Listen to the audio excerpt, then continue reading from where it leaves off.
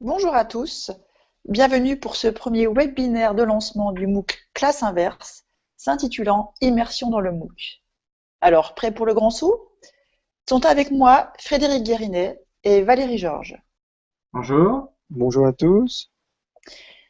Comme vous pouvez le voir, chaque mois, quelques concepteurs vous proposeront un article, dit article du mois, que vous pourrez lire dans la maison du MOOC. D'ailleurs, Valérie va nous montrer comment aller dans la maison du MOOC pour retrouver cet article. Valérie, à toi. Oui, donc alors la première chose à faire, je vais partager mon écran. Voilà, est-ce que vous voyez bien ce qui se passe? Oui, c'est bon. C'est bon? Donc alors, l'adresse de la maison du MOOC, c'est tout simple, c'est www.moocclasse, d'ailleurs ça s'écrit, inverse.fr. Voilà. Vous allez sur cette page, et là, vous tombez sur, alors il y a une redirection, c'est normal, et vous tombez sur cette page-là qui est la page d'accueil du MOOC Classe Inverse. Alors qu'est-ce qu'on y trouve? On y trouve, elle va évoluer hein, cette page tout au long de la formation, tout au long des 4 mois. Pour l'instant, elle est encore, voilà, elle vous est présentée telle qu'elle est maintenant, mais vous allez trouver un lien à gauche vers la communauté, une bande-annonce, une présentation de l'équipe, un formulaire d'inscription, et puis les étapes du parcours, le cheminement qui vous est proposé mois par mois. Donc notamment, vous allez trouver le mois de mars avec ce webinaire qui sera mis, et puis des informations sur le webinaire thématique. Voilà, on y reviendra peut-être plus en détail tout à l'heure. Je vais laisser la parole à Olivia qui va vous expliquer la structure de l'article, que je vais Merci vous montrer Valérie. d'ailleurs. Oui. Merci Valérie. Donc effectivement, chaque mois donc sera rédigé un article par quelques membres parmi les concepteurs et vous allez remarquer que chaque article est construit toujours exactement de la même façon. C'est-à-dire que nous aurons toujours ce qu'on appelle un point de départ. Alors ce mois-ci c'est le point de départ parce que nous démarrons, mais ensuite ce sera plutôt où est-ce que nous en sommes. Donc on fera un bilan de ce qui a été fait jusqu'à maintenant, c'est-à-dire du travail qui a été fait le mois précédent. Deuxième rubrique, ce que vous allez devoir faire durant le mois. Donc là en l'occurrence ce sera pour le premier mois, ce que vous allez devoir faire durant le mois de mars. Ce qui est à faire donc ensuite est expliqué semaine par semaine. Un peu plus loin, donc vous allez retrouver ce travail à faire, mais cette fois-ci sous forme plutôt d'une flèche. J'expliquerai ça plus en détail tout à l'heure. Rubrique suivante, ce qui est à lire, à voir ou à écouter. Donc, qui vous propose un certain nombre de ressources mises à votre disposition pour vous venir en aide, un peu comme des petites bouées. Enfin, donc la rubrique webinaire thématique et ce qui peut être vu en prévision du mois suivant. Donc, pour le premier article, ce sera ce qui peut être vu en prévision du mois d'avril. Donc voilà concernant la structure. Je laisse maintenant la parole à Frédéric qui va vous expliquer plus en détail la première partie. Voilà, donc je vais vous expliquer plus en détail donc deux trois parties de cet article. Et déjà tout d'abord, donc si vous êtes là, c'est sûrement que la pédagogie inversée donc vous intéresse. Vous avez été contacté par divers moyens et peut-être que vous avez déjà pratiqué ou alors réfléchi à ce qu'était et comment mettre en place donc ce type de pédagogie. Alors durant ce MOOC, il y aura plusieurs phases de travail, on va dire, donc des phases pardon asynchrones où vous allez être un petit peu de votre côté à réfléchir sur ce concept, sur les ressources qu'on va pouvoir aussi vous proposer. Et aussi donc des phases synchrones où ce sera des moments en présentiel dans le cadre de formation avec un vrai formateur, on va dire en chair et en os, et puis ou alors dans le cadre de webinaires comme celui que vous êtes en train de regarder, ou alors des webinaires thématiques. Mais ça aussi on en parlera donc un petit peu plus tard. Donc pour ce type de travail, vous allez sûrement donc recevoir en fait ce qu'on appelle des ordres de mission asynchrones dans lesquels vous allez donc avoir des tâches à réaliser. Donc ça va mettre comme ça un petit peu de guide dans votre travail et savoir un petit peu vers quoi vous allez. Donc je vais commencer d'abord aussi par attirer votre attention sur la différence entre la maison du MOOC, donc on vous a montré tout à l'heure, donc Valérie vous l'a montré, dans laquelle en fait on va trouver donc tout ce qui est article du mois, les tâches et quelques ressources donc pour mettre à bien donc ces travaux. Et ensuite donc une différence avec la communauté, donc MOOC classe inverse, donc c'est plutôt un lieu d'échange, de partage, et puis donc dans lequel vous allez pouvoir donc trouver des interactions avec les tuteurs ou les concepteurs pour mettre à bien donc vos objectifs. Et donc je vais laisser la parole à Valérie qui va vous montrer en fait comment donc accéder à cette communauté, puis un petit peu comment ça se présente pour bien faire la différence entre les deux. Oui, tout à fait. Donc, je vais repartager encore une fois mon écran. Voilà. Alors, ici, vous avez donc toujours la page d'accueil de la maison du MOOC. Et donc, on trouve à gauche, là, un logo, qui est le logo du MOOC classe inverse. Et lorsque vous cliquez sur ce logo, voilà, faut pas que ça s'en aille, merci. Donc là, quand on clique sur ce logo, on arrive sur la communauté Google. Donc c'est une communauté privée, fermée, hein, et non indexée. C'est-à-dire que tout ce qui s'y passe est donc entre nous. Voilà, il n'y a pas de publication, c'est pas du tout publié sur Google. Donc, enfin disons en mode public. Donc là, vous trouvez dans cette communauté des posts, vous allez trouver des informations qui vont comment vous aider à avancer. Hein. On vous indiquera quelques opérations, ça serait le tutorat. Vous pourrez partager aussi, vous pourrez échanger des points de vue. Alors ce qui est pratique, c'est que on peut y mettre des liens, des vidéos, des photos, on peut faire un sondage, etc. Donc vous aurez tous les outils nécessaires pour échanger et collaborer. Hein. Voilà. Je repasse la parole, je termine ce que j'avais à dire. Nous vous montrerons tout à l'heure peut-être comment rejoindre cette communauté, parce que comme je vous ai dit, elle est privée, et ce qui veut dire que pour y entrer, il y a une procédure d'acceptation par un fondateur de la communauté qui doit vous accepter comme membre. Hein, donc il y a une procédure, il y a un protocole pour y rentrer, qu'on vous expliquera, enfin on va vous montrer dans l'article où se situent les informations pour pouvoir la rejoindre. C'est un élément essentiel du mois de mars. Je repasse la parole à Frédéric concernant le travail à réaliser. Voilà, merci Valérie. Alors donc je vais vous présenter maintenant donc dans cet article là on nous a dit qu'il y avait le travail à réaliser durant le mois de mars, donc ce premier mois. Donc on a essayé de découper le travail en semaines pour donner un petit peu de cadre à tout ça. Bien sûr c'est un découpage qui est totalement indicatif. Hein. Si vous avez terminé le travail à faire pour la semaine 1, vous pouvez bien évidemment commencer le travail de la semaine 2 et ainsi de suite. Mais si vous n'avez pas terminé le travail de la semaine 1 avant la fin de la semaine, il ne faut pas vous affoler. Tout est encore réalisable dans le mois. Alors, donc je vais détailler un petit peu pour chaque semaine les grandes étapes en fait, mais vous retrouvez en fait toutes les informations dans l'article du mois. Alors, donc pour la première semaine en fait, ça va être justement d'aller consulter la maison du MOOC. Hein. On vous a montré un petit peu où elle se situait, ce qu'on y trouvait, mais ce sera à vous de trouver d'aller consulter cette ressource. Ensuite, ce sera bien évidemment donc de regarder ce webinaire où vous allez avoir justement des explications un petit peu plus précises et techniques, là, comment rejoindre la communauté et ainsi de suite.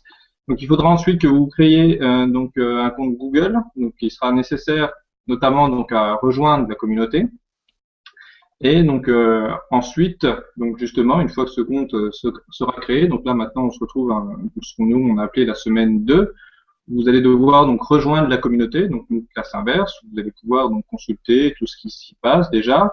Donc si vous avez besoin d'aide pour réaliser cette étape, hein, il y aura des ressources qui seront donc mises à votre disposition donc dans la maison du MOOC, donc dans la rubrique intitulée donc ce qui est à lire, à voir, à écouter, mais on en parlera un petit peu plus en détail ensuite. Et ensuite donc il va falloir prendre connaissance de cette communauté, donc se familiariser un petit peu avec ces outils. Et donc, ce qu'on va vous demander de faire, c'est de vous présenter. Donc, vous présenter assez simplement, hein, donc sous différentes formes, hein, c'est vous qui choisirez.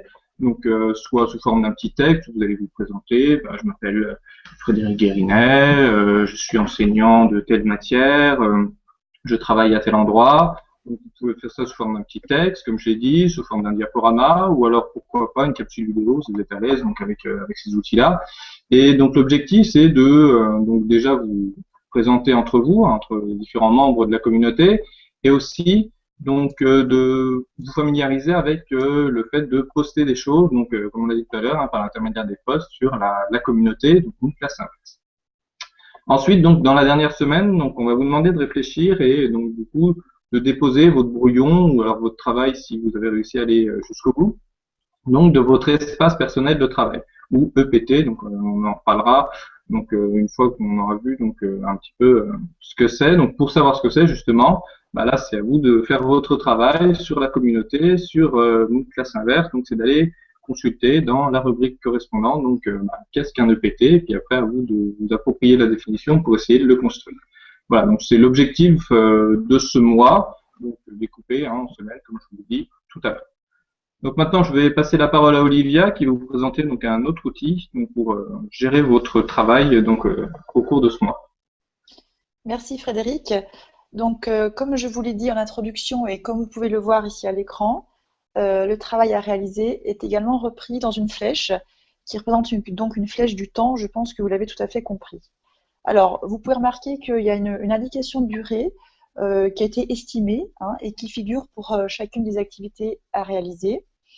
Et vous remarquerez également qu'en lien avec chaque activité, vous allez trouver donc des ressources, ici avec un fond jaune, qui bien sûr seront consultables, mais selon vos besoins, et vont vous aider à réaliser donc ces tâches. On pourra trouver également un livrable, comme par exemple ici pour ce mois, le formulaire en ligne à compléter qu'on trouve donc tout à droite. Toutes ces ressources sont également répertoriées dans un tableau qui figure également donc dans l'article du mois. Si nous prenons par exemple parce qu'une des tâches que vous devez réaliser ce mois-ci, il est spécifié que vous devez donc rejoindre le groupe dans la communauté Google+. Donc pour ce faire, on a mis à votre disposition dans la rubrique ce qui est à lire donc du tableau, un diaporama qui va vous expliquer comment créer un compte Google. Mais évidemment, si vous savez déjà faire ceci, il n'est pas utile d'aller visualiser ce diaporama. J'en ai terminé. Voilà, donc à vous d'utiliser, j'ai envie de dire, de façon intelligente, mais je vous fais confiance, les ressources qui sont mises à votre disposition et surtout ne pas avoir l'impression qu'il faut tout lire ou tout regarder parce que, évidemment, ça va vous sembler sinon comme étant un travail vraiment insurmontable. Voilà, c'est vraiment au choix et vraiment selon les besoins de chacun. J'en ai terminé, je passe la parole à Valérie qui va vous présenter la rubrique webinaire thématique. Oui, merci Olivia. Voilà, donc j'ajoute, oui, effectivement, tu l'as dit, des ressources, et notamment une ressource aussi pour gérer les flux de la communauté, les flux que vous allez devoir gérer, qui vont être générés par le MOOC hein, lui-même. Il y aura sûrement des mails, il y aura sûrement des notifications, des choses comme ça. Donc ça, vous inquiétez pas, au départ, on se demande ce qui arrive, mais on finit par trouver les moyens de les gérer et on vous donnera des indications pour y parvenir. Alors le webinaire thématique, qu'est-ce que c'est? Le webinaire thématique, il y en aura un chaque mois. Il s'agit d'une conférence en ligne. Comme c'est écrit, vous comprendrez qu'une conférence dans le mode réel, vous avez tous certainement vécu ce moment-là, vous avez un plateau avec des gens qui discutent dessus et qui ont un micro et qui sont éclairés. Et puis vous avez dans la salle un public qui est à l'écoute et qui peut peut-être poser des questions à la fin. Voilà. Donc le webinaire thématique, il reprend un petit peu ce modèle-là, mais en numérique. Alors le plateau, il est dans un Hangout, comme ce soir nous sommes dans un Hangout, qui est l'équivalent de Skype hein, chez Google. Et ce Hangout, il réunit tous les concepteurs ou les gens qui veulent, qui ont des choses à apporter, des spécialistes, etc., qui vont être interviewés. Et la taille du Hangout est limitée. Sur le plateau, on ne peut mettre que 10 personnes au maximum. Donc voilà. Le restant du public, les personnes qui vont donc être intéressées par ce webinaire, vont pouvoir le regarder, mais en retransmission, en direct, sur YouTube. Et là, un nombre illimité de personnes pourront le suivre en direct.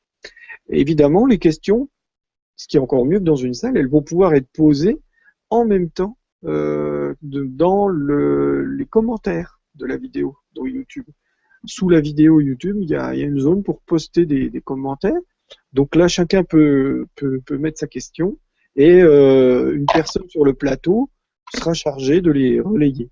Donc c'est un événement à vivre, vous allez voir, c'est assez enrichissant. Donc ce mois-ci, c'est un mauvais exemple puisqu'il n'y aura pas de webinaire thématique en direct. Par contre, on vous met au choix deux vidéos, deux interviews. La première de Marcel Lebrun, qui est un des pionniers, des spécialistes de la classe inversée, et dont on vous donne le parcours, et qui vous explique en quelques minutes, voilà, une première approche. Qu'est-ce que ça peut être la classe inversée, et puis aussi une approche par les intelligences multiples, par Françoise Greffier et Federico Tajariol de l'Université de Franche-Comté. C'est un webinaire du MOOC Sénaphore qui avait été enregistré et qu'on vous propose de revoir si nécessaire. Il apporte des choses très intéressantes sur le concept d'intelligence multiple. Voilà, j'en ai terminé et je repasse la parole à Frédéric pour la fin. Frédéric? Oui. Alors, donc, une fois que vous aurez réalisé toutes ces tâches, pour les plus téméraires ou les plus rapides ou ceux qui ont envie de prolonger en vue du mois suivant, parce que l'aventure s'arrête pas au premier mois, comme vous l'avez compris. Donc, on vous présente en fait les grandes lignes du mois suivant pour vous faire commencer à vous faire réfléchir ou alors à rechercher de votre côté, donc sans l'appui de la communauté ou alors des ressources qu'on pourrait mettre à votre disposition, donc sur les étapes suivantes donc du cheminement. Donc, pour le mois d'avril. Donc en l'occurrence, comme c'est expliqué donc dans l'article, on va vous présenter donc tout ce qui est les notions de scénarisation et de médiatisation qui sont très importantes là quand on va parler de pédagogie inversée. Il y a notamment aussi donc une partie qui portera sur le capsulage vidéo, donc on vous expliquera par l'intermédiaire d'une formation en présentiel donc cet outil-là, enfin ces outils notamment. Et puis ensuite, donc, on enrichira la réflexion sur, avec le partage de vos productions et puis donc une réflexion entre tous les membres de la communauté sur ces productions et sur le concept de la classe inversée. Voilà. Donc, je pense que pour l'explication du travail à faire, donc vous avez, comme c'est expliqué donc dans ce webinaire ou dans l'article du mois, toutes les étapes qui sont nécessaires. Et je pense que là, ça ne doit pas poser de problème. Sinon, donc, faudra surtout pas hésiter donc à nous contacter pour s'il y a des étapes qui vous paraissent un peu floues. Donc, nous sommes très heureux, je pense, de vous accueillir dans cette communauté. Et puis, je pense que nous sommes aussi très heureux de faire connaissance avec vous en tant que, on va dire, apprenant, mais surtout, je pense qu'on va apprendre ensemble sur ce concept de la classe inversée. Et comme je l'ai dit, il ne faut surtout pas hésiter. S'il y a des problèmes, des questions, on est là pour vous et on sera aussi très heureux de répondre à vos questions. Donc, je vais vous dire maintenant donc au revoir à toutes et à tous et puis à bientôt pour la suite. Et puis d'ici là, bon MOOC. Au revoir à tous.